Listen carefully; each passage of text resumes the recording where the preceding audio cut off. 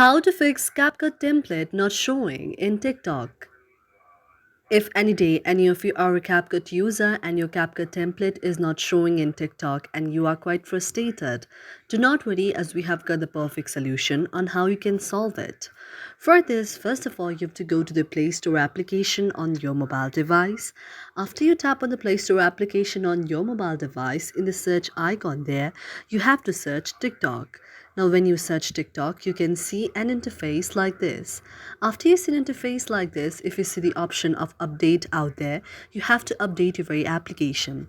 And after you update your very application, now again, you have to find the very TikTok application. You have to tap on it for a while and then go to the I like option. After tapping on the I like option, now here you can see an interface like this. After you see an interface like this, now you have to scroll down and then tap on storage.